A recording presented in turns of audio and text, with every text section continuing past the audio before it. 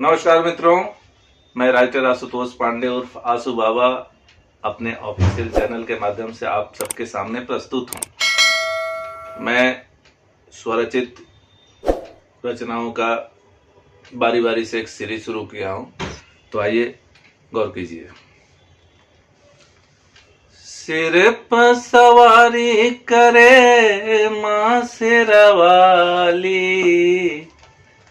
सिर पे सवारी करे माँ शेरवाली, जगत के हई पालनहार ये माई, नैया लगा द बेड़ा पार।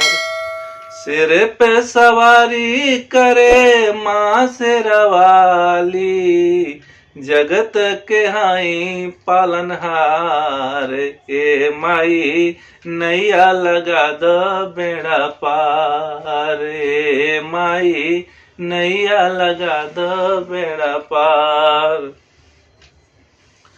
सगरो अनहरिया मैया बंद बयखिया, सगरो अनहरिया मैया बंद बयखिया, तू ही कर कवनो उपाय हे माई, नैया लगा द बेड़ा पार।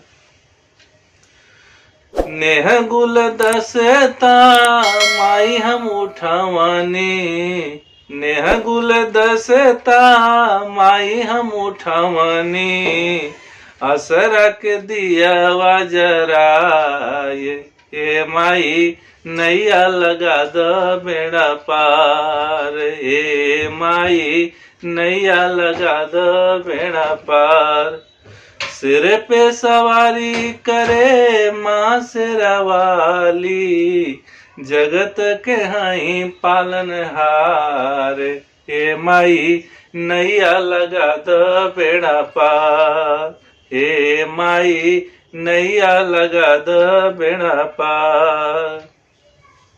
उस कर खिल गईले बीचरे जल में, उस कर खिल गईले बीचरे जल में, भास कर देखी मुस्काए ए माई, ए माई तुह के बुलाई हम पुकार।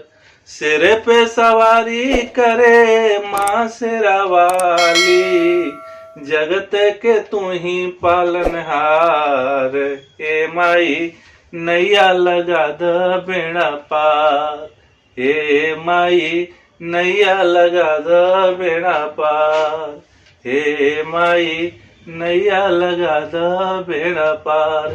धन्यवाद।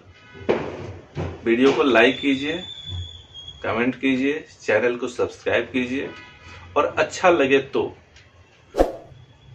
मेरे इन रचनाओं को एक दूसरे के साथ आपस में साझा कीजिए। जय हो, जय माता दी।